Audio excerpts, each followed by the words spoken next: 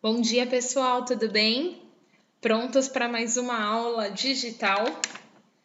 Então vamos lá. Tenham aí por perto de vocês a Bíblia, papel, caneta e lápis para que vocês possam fazer anotação. Agora, como nós já estamos habituados, eu vou pedir para que vocês parem a aula, façam uma oração para que nós possamos começar. Vamos lá então? O nome da nossa lição é Testemunho às Nações. Ela tem toda a sua base no livro de 1 Reis, e nós vamos ver principalmente o capítulo de número 8, certo? Então, vamos lá? Na aula passada, nós falamos sobre Davi. E nós vimos também o caso de que Davi, ele cometeu adultério com Batseba. Após o seu marido morto, Davi, ele tomou Batseba como mulher. Eles tiveram um filho, o filho também perdeu a vida, e eles tiveram então Salomão. E é sobre ele que nós vamos falar hoje. Então vamos ver lá o que a Bíblia nos fala de Salomão. Vamos voltar lá para 2 Samuel, capítulo 12. Nós estamos utilizando aqui a nova versão internacional, a NVI, tá certo? Então pode ser que esteja um pouquinho diferente da sua Bíblia. Então, 2 Samuel 12, versículo 24. Depois do falecimento do primeiro filho deles, Davi consolou sua mulher Batseba e deitou-se com ela. E teve um menino, a quem Davi deu o nome de Salomão, e o Senhor o amou. Olha aí, nós já temos um ponto importante. Davi era amado por Deus. Salomão era amado por Deus. Então, outra coisa que é importante nós sabermos, Davi ele foi o terceiro na linhagem de reis do povo de Israel. Como nós já sabemos, anterior a esses fatos, o povo de Israel não tinha um rei. Eles eram dirigidos por juízes. Mas eles queriam ser iguais às demais nações, então eles pediram a Samuel que tivessem um rei, certo? Então, o segundo rei dessa linhagem foi Davi e o primeiro rei foi Saul. Nós já falamos sobre todos eles e agora então nós vamos falar sobre Salomão. Outra questão importante de nós sabermos é que desde de pequeno já era sabido que Salomão seria rei do povo, mesmo por questões de costume da época. Os irmãos de Salomão teriam talvez até mais direito, mas Davi já havia dito que Salomão seria rei. Então, vamos começar. O ponto 1 da nossa lição, nós temos como título Uma coroa, muitos desafios. Bom, nossas lições elas são com um foco bem histórico, né? Então nós vamos ler vários textos.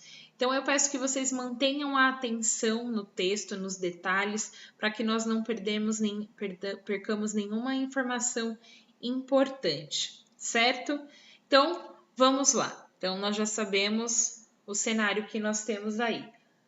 Neste momento agora do texto, Davi já era um homem de idade e debilitado, certo? Então começou aí a questão de sucessão do trono. Davi era rei, mas já estava se pensando na sucessão do trono. Então vamos lá, 1 Reis, capítulo 1, versículo 5. Ora, Adonias, quem era Adonias? Irmão de Salomão, muito bom saber disso. Cuja mãe se chamava Agite, tomou a dianteira e disse: Eu serei o rei. Providenciou uma carruagem e cavalos, além de 50 homens para correrem à sua frente. Seu pai nunca havia contrariado. Nunca lhe perguntava: Por que você age assim? Adonias também tinha boa aparência e havia nascido depois de Absalão. Adonias fez acordo com Joabe, filho de Zeruia, e com o sacerdote Abiatar, e eles o seguiram e apoiavam. Essas pessoas apoiavam Adonias, mesmo sem Davi ainda, Davi ter dito, sequer ter dito que Adonias seria rei, certo? Mas o sacerdote Zadok, Benaia, filho de Jodaia, o profeta Natã, Simei, rei, e a guarda especial de Davi não deram apoio a Adonias. Então Adonias sacrificou ovelhas, bois e novilhos gordos junto à pedra de Zoelete, próximo a Enrogel. Convidou todos os seus irmãos, filhos do rei, e todos os homens de Judá, que eram conselheiros do rei, mas não convidou o profeta Natã, nem Benaia, nem a guarda especial, nem o seu irmão Salomão. Nós já sabemos que ele não convidou essas pessoas do versículo 10, porque eles não apoiariam a atitude de Adonias. Bom, relembrando, Davi e Batseba eram pais de Salomão. Adonias era filho somente de Davi, do seu primeiro casamento. Nós sabemos que Deus amava Salomão, certo? Nós também já vimos que Adonias, por conta própria, resolveu assumir o reinado do povo de Israel. E aí nós temos uma terceira figura que entra na nossa história, o profeta Natã. O profeta Natã ficou sabendo da atitude de Adonias e foi conversar com Batseba e aconselhou que ela relatasse toda a situação a Davi, seu marido. O profeta Natã, ele já é conhecido, né, da nossa história. Foi ele que, na ocasião do adultério de Davi e Batseba, foi ele quem instruiu, orientou e advertiu Davi a respeito do que ele estava fazendo. E aqui, novamente, por ser uma pessoa de confiança, por ser uma pessoa que estava ali no reinado de Davi, ele novamente interferiu nessa situação. Então, ele conversou com Batseba e Batseba, ela foi conversar com Davi, ela foi interrogá-lo, né? Porque Davi havia prometido que o seu filho, o Salomão, seria rei.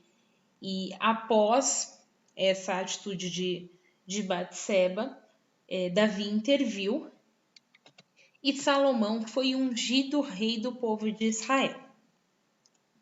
Certo?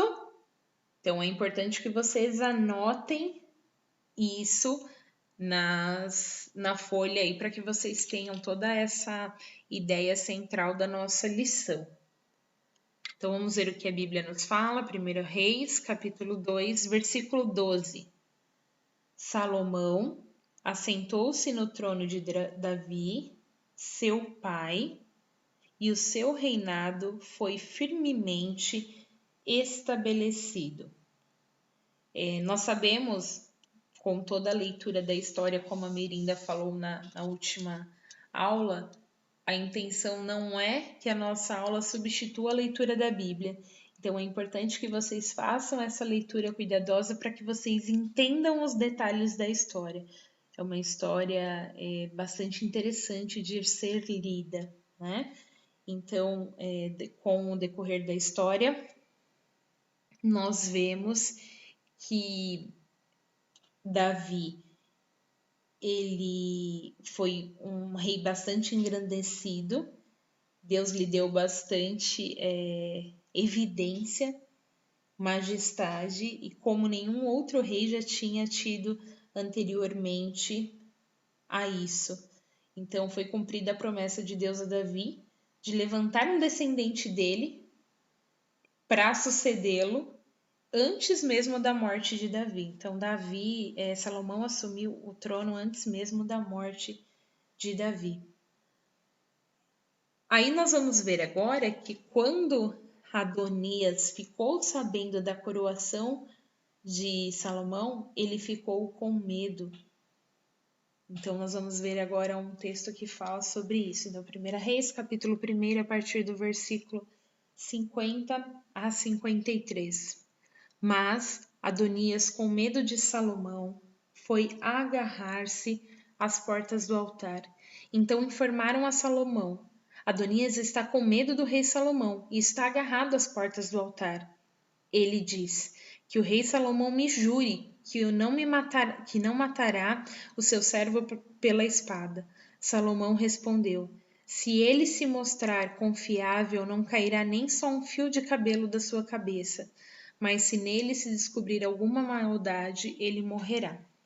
Então o rei enviou alguns soldados e eles fizeram descer do altar, e Adonias veio e se curvou solenemente perante o rei Salomão, que lhe disse: vá para casa. Mas Salomão o perdoou naquela ocasião. Porém, mais tarde, Adonias foi executado. Por quê? Porque ele pediu que Abisague, ela era uma concubina de Davi. Ele pediu que essa concubina fosse lhe dada por esposa. A concubina, ela tinha alguns papéis de cuidar do homem, podia até deitar-se com o homem, porém ela não era casada. E, como eu já relatei aqui no começo, Davi ele já era avançado em idade. Então, logo no primeiro capítulo do livro de 1 Reis, ele fala que deram uma concubina para que Davi pudesse se aquecer. Então, Adonias pediu essa mulher, ele foi até Batseba e pediu que Batseba intercedesse com Salomão, que Abisague pudesse ser a sua esposa. E aí, Salomão executou. Numa leitura, a gente pode ficar assim, mas por que Salomão executou? Será que foi por ciúme? Porque o irmão queria se casar com a concubina do seu pai? Mas na realidade, se nós pesquisarmos, no Antigo Oriente, requerer a concubina de um rei significava que você queria o trono dele. Então, Salomão entendeu nessa atitude de Adonias, que como ele falou ali no versículo 52, se ele se mostrasse confiável, não cairia um fio de cabelo, ele entendeu que ele não era uma pessoa confiável, então Adonias foi morto. Alguns outros servos foram algumas outras pessoas que apoiaram Adonias, elas foram mantidas vivas, mas também Salomão removeu todos aqueles que haviam até ficado do lado de Adonias quando ele assumiu o cargo ali, o reinado, sem conversar com ninguém, certo? Agora nós vamos para o capítulo número 2. O ponto número 2 da nossa revista. O título é Faça um Pedido. Vocês estão vendo aí uma lâmpada mágica, certo? Eu me lembro, quando eu vejo lâmpada mágica, eu me lembro do filme Aladdin. E a gente às vezes para pensar assim, às vezes as pessoas nos perguntam: nossa, se você encontrasse uma lâmpada mágica, quais os 3 pedidos que você poderia fazer? E às vezes a gente começa a pensar em questões financeiras, de dinheiro, de ter um carro muito legal, uma casa muito legal, ou então ter muito dinheiro para poder comprar as coisas que nós queríamos, ou então algum sonho de morar em algum lugar específico, algum país específico, ou de ter um corpo específico, ou de conhecer alguém, ou de várias coisas nós paramos para pensar. E nós temos que ficar muito atentos a essas questões, porque muitas vezes o principal não vem em nossa mente.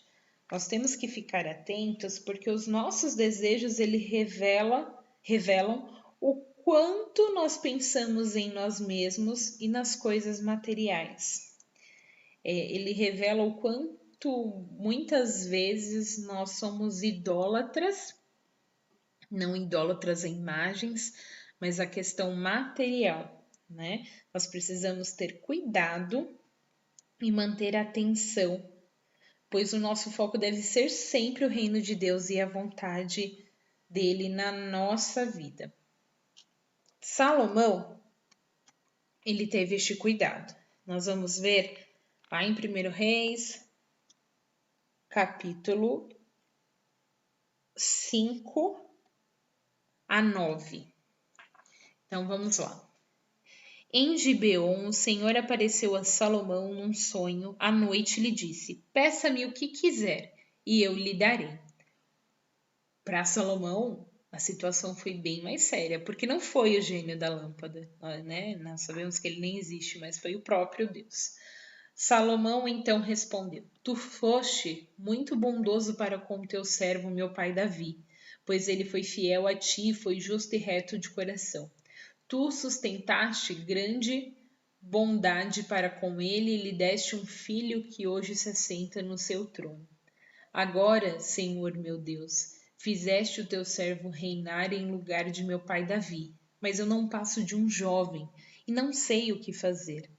Teu servo está aqui entre o povo que acolheste, um povo tão grande que nem se pode contar. Dá, pois, ao teu servo um coração cheio de discernimento, para governar o teu povo e capaz de distinguir entre o bem e o mal. Pois quem pode governar este teu grande povo? Então, nós vemos que Salomão, ele teve esse cuidado, né? Ele poderia pedir qualquer coisa, mas ele não desejou nem longevidade, nem riqueza, nem a morte dos seus inimigos. Ele pediu sabedoria para governar com justiça. Ele pediu um coração compreensivo, que entenda entre o bem e o mal. Então nós sabemos que nós precisamos de um coração sábio para que nós tenhamos uma vida que seja agradável a Deus. Mas essa sabedoria, ao contrário de que muita gente fala, ela não é adquirida com os ensinamentos do mundo, nem vem com a idade, nem com a experiência, nem muitas pessoas falam, tem que quebrar a cara mesmo para aprender.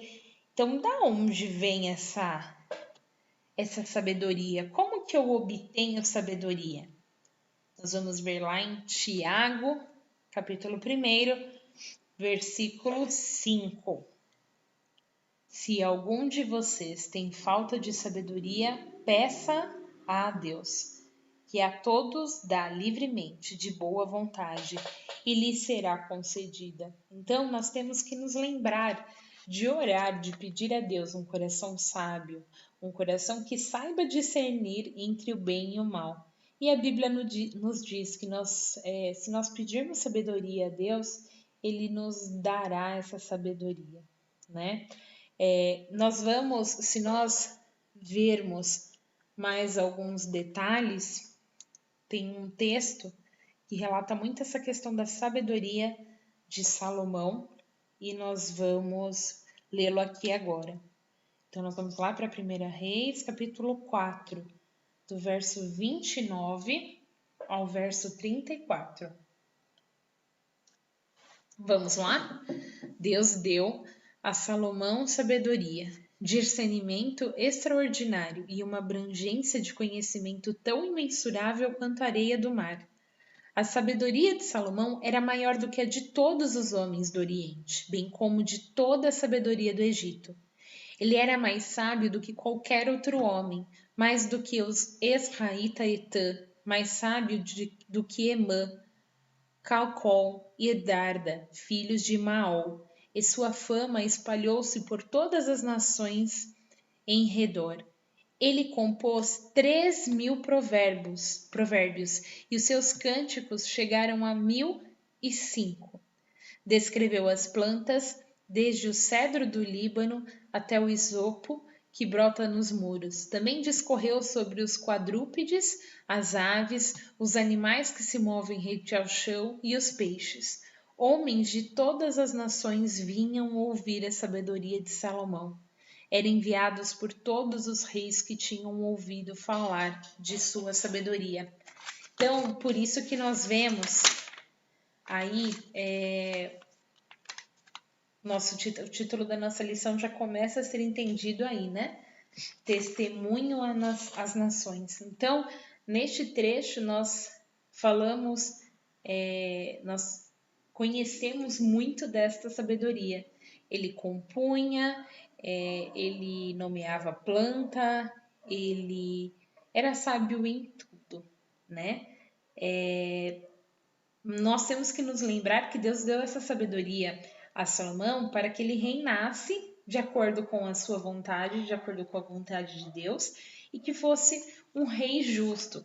Acho que vocês devem se lembrar uma história que nós sempre contamos na escola dominical, nós sempre ouvimos, do episódio que Salomão ele teve o discernimento para revelar a verdadeira mãe de uma criança. Duas mulheres que moravam juntas tiveram filhos e um dos filhos dessas mulheres morreu e o outro permaneceu vivo. Enquanto a mãe dormia com a criança viva, a mãe que perdeu o filho pegou a criança viva e disse que era dela. Então elas foram até o rei Salomão e as duas alegavam que aquela criança era filho delas, né, de ambas ali. E ele tinha que descobrir. Então ele escutou as duas e pediu que trouxessem uma espada, porque ele partiria a criança em dois, né? A mãe verdadeira falou: não, por favor, deixa a criança viva, pode entregar outra mulher. E a mulher que não era mãe falou: não, pode partir. Se ele não é meu, ele não será seu também. Então Salomão deu a primeira mãe ali a criança, porque ele já havia entendido que uma mãe de verdade não permitiria que seu filho fosse partido no meio. Ela preferia perder o contato com o filho do que permitir que matasse o seu filho, né? E então a sabedoria e as atividades de Salomão levaram as outras nações a reconhecê-lo. Ele se tornou um rei muito famoso. Os reis das nações vizinhas, eles enviavam mensageiros para escutá-lo. Então nós vemos que ele foi um rei sábio, ele veio cumprir a promessa de Deus, né? Então Davi teve um herdeiro no trono, e ele foi um rei sábio porque ele pediu sabedoria a Deus. Ele soube o que pedir. Ele soube o que clamar a Deus. Ele teve essa tranquilidade de pedir a Deus sabedoria. E é uma coisa que nós devemos ter sempre em nossas mentes. Do que pedir a Deus. De qual é a prioridade em nosso coração. Se nós pudéssemos hoje escolher, se nós tivéssemos o gênio da lâmpada ali, o que nós pediríamos?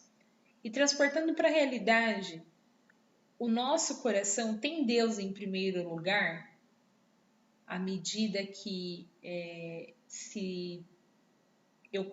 os meus pedidos a Deus são sempre pensando no reino dele, pensando nas coisas do céu, nas coisas eternas, ou os meus pedidos sempre visam questões da vida terrena. Então, é uma coisa que nós devemos aí pensar nessa história, sobre os desejos do nosso coração.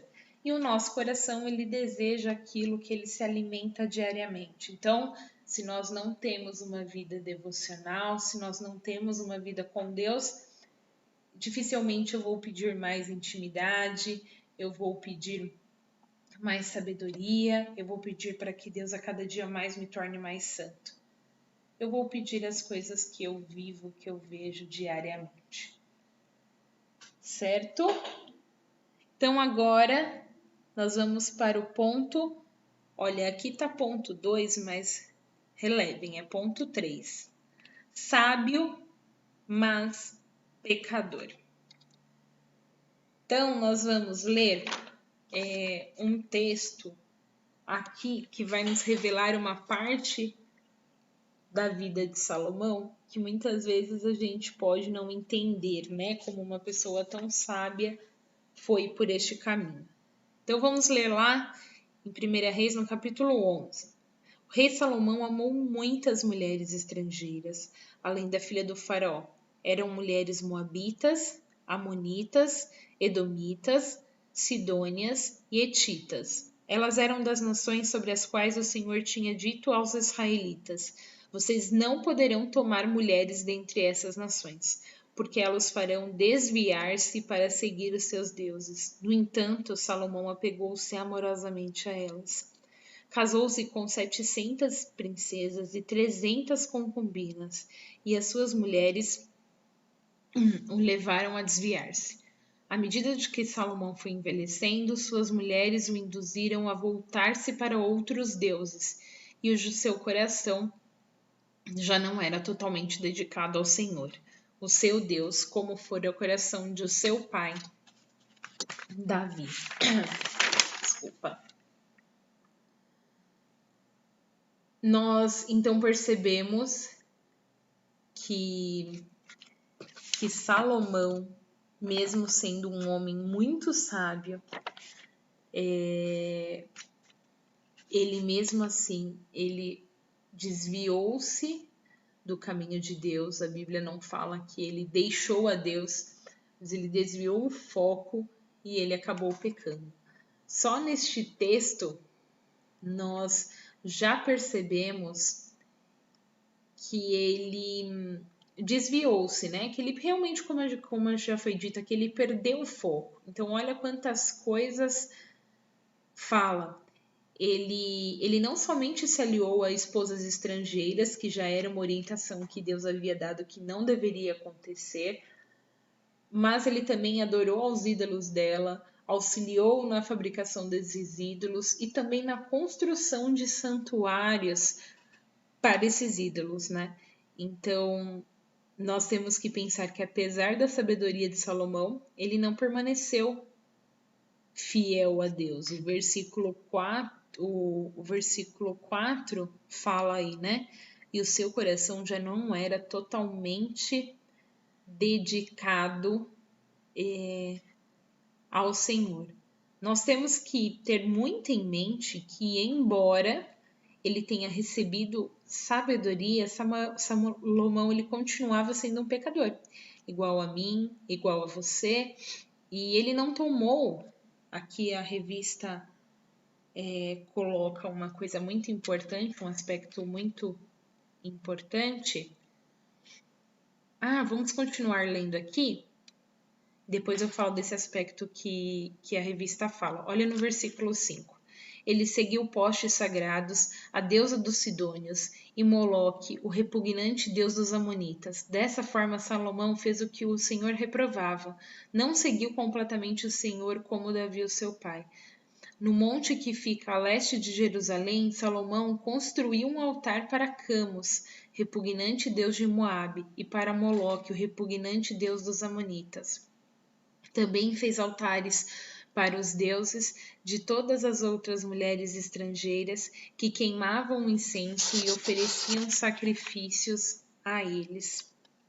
Então a revista coloca aqui para gente que, embora ele tenha recebido sabedoria, ele continuava sendo pecador. E ele não tomou o cuidado esperado em face das exigências de fidelidade à vida na aliança, de adoração e de serviço. Então, ele não tomou o cuidado. Sempre que o presbítero Maurício ele fala uma frase que me faz refletir bastante, que nós, cristãos, nós gostamos de viver perigosamente, que nós gostamos de viver, andar pertinho da beira do precipício. E isso é uma realidade, né? Nós temos que tomar cuidado com essas posturas, porque nós somos cristãos e nós sabemos que nós somos pecadores e que nosso desejo, a Bíblia já diz, ele é contra nós e cumpre a nós dominá-los, né? Então, nós temos que estar muito atentos a isso. Também na reunião de oração de quinta-feira, o pastor abordou sobre um versículo, né? Portanto, aquele que pensa que está de pé, é melhor para ter cuidado para que não caia, né? Que está lá em 1 Coríntios 10. Então, nós temos que tomar muito cuidado com isso, nós temos que estar muito atentos, porque o ser humano tem este lado pecaminoso, ele é pecador, e se nós não ficarmos atentos, é muito fácil que nós nos desviemos do foco. E aí, agora nós vemos Deus aparecendo a Salomão uma terceira vez, só que agora, porém, de uma outra forma, né? Então vamos lá, no versículo 9, vamos lá. O Senhor irou-se contra Salomão por ter se desviado do Senhor, o Deus de Israel, que lhe havia aparecido 2 vezes. Embora ele tivesse proibido Salomão de seguir outros deuses, Salomão não obedeceu à ordem do Senhor. Então o Senhor disse a Salomão: já que essa é a sua atitude, você não obedeceu à minha aliança e aos meus decretos, os quais lhe ordenei, certamente lhe tirarei o reino e o darei a um dos seus servos.